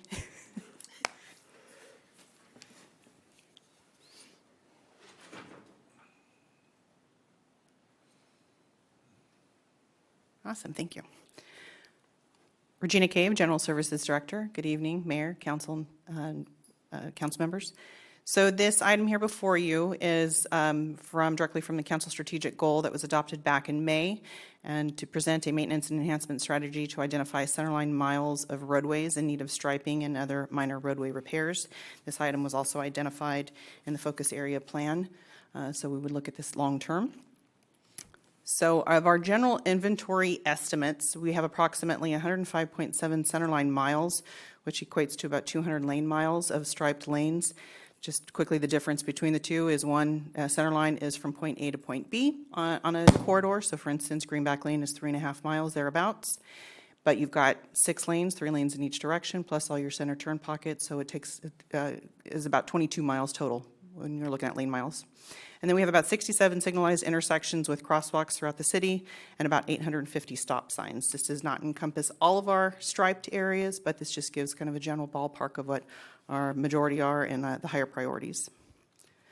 So of our inventory strategy, we would utilize available imagery that was collected as part of the payment management system update to generate a citywide inventory. When we did the payment management update a couple years ago, lucky for us, they were able to take a lot of 3D, 360-degree imagery of all of our streets. And so we've learned that that data can be extrapolated. We can develop an inventory, and it also has inspection information in there that indicates the existing condition of the striping, so we can pull that information from the inventory and generate cost estimates, and also again develop some level of prioritization and kind of mesh that with our pavement strategy as well as we move along with resurfacing our streets. And then in addition to that, we would be looking at coordinating any necessary minor pavement repairs to coincide. Again, this would be irrespective of the existing pavement conditions. We would still be looking to restripe our streets. So this next step would be to complete the strategic goal would be for general services to coordinate with a consultant to produce the inventory data, establish a report of priority locations and applications, and generate cost estimates. And then we would report back to City Council during this budget preparation cycle to recommend a plan and potential funding resources to increase the output of striping maintenance in the program. Currently, we have about $75,000 a year that we put forth towards our striping. Based upon the data that was provided in the staff report, we have well over $1.5 million worth of striping citywide that we would be looking at, and so we would need to strategize that better. And that is it for this. There was no direction really being requested, but if council has any questions for me, or if you would like to see some other information come back in the future. Anything from the council? No? Okay. I think this is really important. Okay, go ahead, Steve. Did we lose power? No. Is that just me? No, I think when I, Oh, the screen went off. Right there. That's what it was. There we go. I'm sorry. Especially with lane correction on our vehicles now, and thank you for we did the whole length of Greenback because of that. And you just can't see them. And I wonder sometimes if people blow these stop signs because there's no limit line and you can't read the stop. In particular, Mariposa is just, there's nothing left. And I think it adds to the beautification of our city. I think folks feel a lot better than our roads, potholes and all, if you could see the striping. So right now, where the trench cuts are by, like the water company and stuff, they have to put that bike lane back in. That's better looking than, there's no bike lane on either side of the trench cut. So that's good. And I know this is not just spray and paint. It's a very expensive reflective material that gets painted, but hopefully we get, afford to do a higher grade so that it'll last a little longer for us. correct, we do specify for thermoplastic, which has that reflectivity and it lasts longer. I look forward to this. Thank you. Okay, thank you. Next item, please. Next item is regular calendar item number 16. The subject is considerations and options for sound wall repair and beautification. And recommendation is to receive staff presentation and provide direction.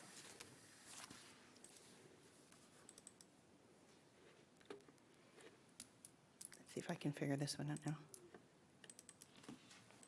I got it, okay. Good evening again, Mayor, Vice Mayor, and council members. Regina Cave, General Services Department. So this item is for options for sound wall repair and beautification. This item, similar to the last, was identified as part of a council strategic goal, and this was to evaluate options for sound wall repair and beautification. Now, the goal was to identify the sound wall locations and ownership, primarily. A lot of the walls that we have throughout this community that we've heard about over the years in terms of the aesthetics, they are privately owned walls. These are walls that were constructed as part of development projects prior to the city's incorporation, and at that time, Sacramento County did not condition those developers to construct and dedicate them to the city. So even though they are fronting our arterials and our major corridors, they are privately owned. So those walls that are fronting the public right-of-way along the major roadways, arterials, and collectors, we calculated somewhere around approximately 14,000 linear feet of walls that have been identified. These are, again, privately owned sound walls that do not have any barriers or vegetation in front of them. Some of them do have some landscape, shrubs and/or ivy that are growing over them, so it does provide a barrier as well as prohibits graffiti. And then various conditions of repair. Some of them are ranging from no apparent damage to some more extensive wear and tear. So samples of locations that we've heard of in the past that council has communicated on, as well as our residents. These are areas along Oak Avenue, Old Auburn. On the bottom left is Sunrise, and on the bottom right is Auburn Boulevard by San Tomas. And as you can see, they're all in different conditions, some with wood above, some without. Some of them are prefabbed, what we consider prefabbed or prefabricated panels. Some are more masonry, concrete blocks. So we do have an opportunity for enhancement, even though these are privately owned walls. We would look to improve the appearance through a pressure washing and repainting. This would be through outsourced contract. It would achieve a more consistent appearance around the community along our business areas as well as our residential areas that front the major corridors. We would look to apply an anti-graffiti coating wherever possible. A lot of these walls, they look the way they do with the patchwork because they've had graffiti done so many times over the years and it's been difficult to match those paints. And our total estimate is somewhere around $145,000, and that would include a buffer for any minor incidentals. Now, we would have to go through and do inspections on each of these locations for structural damages and determine if even the pressure washing itself could exacerbate any of these issues before we would decide if we can touch those walls. Once we touch them and we cause damage, we could potentially own them. So the potential work plan would be for council to provide direction to staff if you want us to proceed with developing a request for proposal to include defined locations and the parameters of work of all these walls. And then we would return to council at a later date to identify and formally program funds in advance of advertising that proposal. Okay. I'm here for any questions. Jeannie? Thank you. So does the $145,000, does that cover all the 14, would you say 14,000 miles? 14,000 feet. Feet. Sorry. Of concrete or other? Of a concrete masonry Stone, type of masonry, stone yeah. walls, and that was estimating at about 7 feet high and working with our contractor. Now, we know they're not all that high, and some of Right. them do have wood paneling, so we would look to not paint those unless absolutely Right. necessary. So since these are private walls on private property, how do we interact with the private property owners? We Do would we have make- to get their permission? Do we have liability issues or? We would look at doing some significant outreach and contacting each of those property owners to advise, and we would work with our legal counsel to see if we can do basically, here, this is what the city is planning on doing. You would have X amount of days to notify us if you appeal this or you do not want us to touch the wall. Otherwise, we will take this as your consent. This is discussions that we've had internally. Okay, so that's an assumed consent unless they object, basically. Correct. I can't imagine anybody objecting to having someone else paint their wall and make it look beautiful, but, okay. And so then our normal insurance covers any liability for, That's why we would do the initial inspection of each of these locations to make sure before we touch them, Okay. if there are any massive concerns before we touch them. Again, if there are any minor repairs, we could potentially do that, but once we start having to replace entire panels or segments, that's a full reconstruction, that's a different category. right. Okay, thank you. Like the project. And the funding is coming from what? We would seek direction from council on that one. I see. But we do have an opportunity potential for ARPA use in the future, if so Got it. selected. Yes, go ahead. Thanks, Regina, for a lot of work you've put into tonight's presentations, all of them. So my concern is that we're talking about potentially a lot of property owners here involved, meaning that if there's a sound wall behind my house, I technically would own that particular section. So if I decided, oh, I want to go out and put a peace sign up there, now you've given the idea to go paint the wall, now I'm going to put my own artwork up there. How do we manage that piece? That's a good question. I would look to legal to see if there's any way that we would put into effect any kind of, I don't know if it by ordinance or something that stipulates that owners of private walls that are fronting public rights of way are not allowed to put any type of unapproved signage or. Okay. Legal? Yeah, I think there is a potential there. I would work with Regina and see if we can modify the ordinance to add something like that to it. But it's not in there yet, but it's something we could consider. Well, we can expect that to kind of come back with the full, okay, yeah. Great.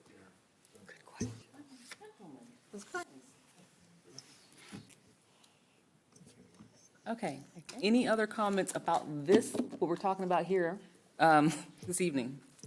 Well, are you looking for direction from us tonight regarding funding, or is that coming back? That could come back at a later time. Right now is direction if you would like us to go ahead and proceed with doing formal inspections of each of these locations, identifying the parameters, and developing a request for proposal. I think this would do a lot to enhance the beautification of our city, so I'm in favor of this. Me too. Okay. Mr. Daniels? Absolutely.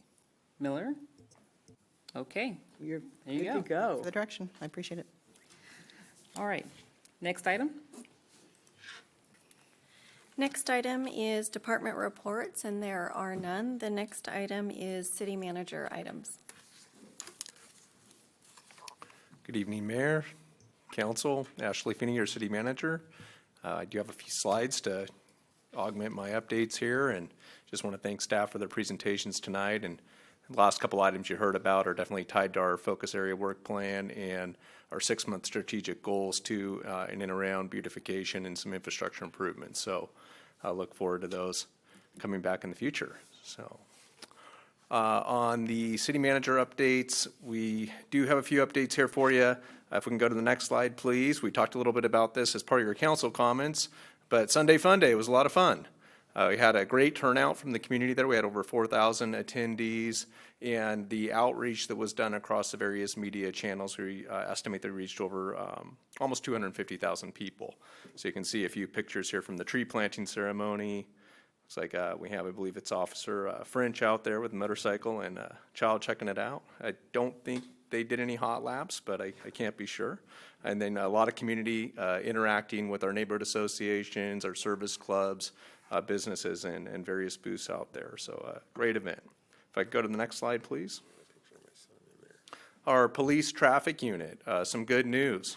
Actually, I think Sergeant Kassam, there he is. I think he came in on his trusty steed this evening, coming into council tonight. So great news. Officer Zach Garrison and Sergeant Kane Kassam did graduate from the motor school and field training. So now we have, you'll see around the city, 4 different motor units that are out there operating. And I've been hearing from folks that have been seeing them around and in action, and just very happy about that. If we can go to the next slide. More good news. We had a comprehensive plan for Sunrise tomorrow win the Award of Excellence from the American Planning Association. You can see it was presented to Casey Kempinar. We may need to get a bigger trophy case with all the awards that plan's been getting. So it was great to see that recognition of a lot of the hard work that the team put into that. If we can go to the next slide. Some upcoming events here. State of the City. October's a very busy month. State of the City is on Thursday, October 20th. That's at 6:30 to 7:30, where the mayor and myself will address the community on the past year and some forward-looking statements as well. Again, 6:30 to 7:30 at the community center. We have a 25th anniversary concert with Capital Pops. It's further celebrations in around the 25th year of incorporation. That'll be on Saturday, October 22nd, right here at City Hall out front from 2 to 4. So that'll be a great event. Hoping to see the community turn out to that and celebrate that great day. Strategic planning retreat. We have that scheduled for our, it's a public meeting, but it's a retreat where our staff and our city council get together and talk through our next 6-month goals. That's scheduled for Tuesday, October 25th. Eat your Wheaties that morning. It's from 8:30 to approximately 4 p.m., 3 to 4 p.m. that day, and that's here at City Hall in the large conference community room just right across the hall. Will there be snacks? There'll be some snacks, absolutely. Okay. I'll show up then. We can't have hanger or people dropping off there, so we'll definitely have that available. But busy October and more to come probably next month. So that's all my comments for tonight. Thank you. Next item. Next item is items requested by council members or future agenda items. Do we have any requests from members of the council? Yes. Okay. Vice Mayor? Okay, thank you, Mayor. So what I'd like to do is invite my colleagues up here to support the idea of putting together a commission to explore, and this is inspired by my reading of the Becoming of the City of Citrus Heights. It really, I want to applaud Jeannie and all the folks that were involved in that for what a tremendous project and what a inspiring story. But what I'd like to do is establish a commission, volunteer base, through the council would establish, number one, establish the commission, invite the community to apply, and this would be to establish our own school district. That would be a Citrus Heights Unified School District. So that's my suggestion. I will second that. I would say let's really flesh this out and put it onto our strategic plan. I'd support that. Okay. Yeah, I do too. I mean, I understand where you're coming from, and I disagree with you, but I've done some research on that, and it's a huge, huge undertaking. So I think that we should have a discussion about that in our strategic planning meeting, and then see where it goes from there. Okay. Is there anything else? Go ahead, Mr. Miller. I have an item that, for me, is uncomfortable, but it needs to be said, and I personally believe in punishing in private and praising in public, but in my opinion, this crossed the line. This past week, Councilmember Schaefer, in his capacity as Vice Mayor, authored a Community Voice article that appeared in the Citrus Heights Sentinel attacking past actions of current council members and including a current council candidate, all in violation of the city's code of conduct, and this is specifically spelled out in the communications section of our city council handbook. There was no disclaimer that his words were his personal opinion, and so by inference, he has made his statements appear to be representative of the city and our official position. I'm asking for at least 2 other fellow council members to support my request for review of this matter by our city attorney's office with a report back as an agenda item on their findings. This should be expedited because of the implication now that we support unfounded and untrue accusations being made about others, and the implication we support interference in the free election process. So I was looking for support.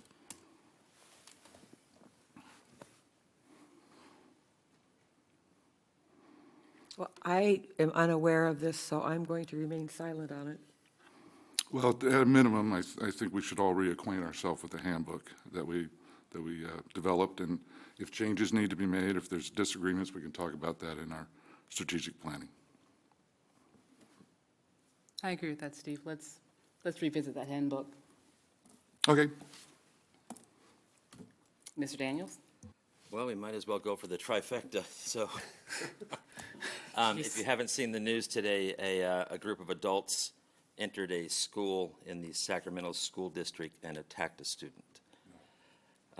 It's been almost 150 days since I suggested we examine public schools in Citrus Heights and make recommendations to enhance security for our kids. To date, I've seen no enhancements. Each day I have to take my daughter to a school that has zero ability to stop an intruder. There are 3 wide open areas into the school. And for me, the solution is obvious, and that is I believe we need to have a police officer at each school. And I'm asking 2 of my council members to join me in directing the city manager to bring back to the council by no later than the first council meeting in January the feasibility, including funding options, to place a police officer in each public school.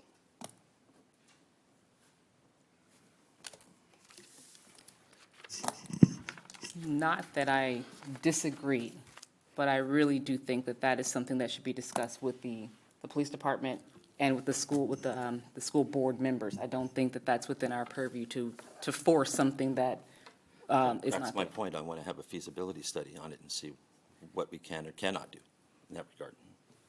I second that. Okay, I'll be that third one. Let's look at the feasibility of it and see what comes of it at the directions that Councilmember Daniels laid out. Thank you. Very welcome. Bearing in mind the limitations we have with staffing to do something like that. Thank you, Ms. Burns. Gosh, I mean, you know what? Next time, guys, break it up over multiple meetings, all right? Come on. It's a lot for me. We got through it. All right, okay. If there's nothing else, we are adjourned. Great.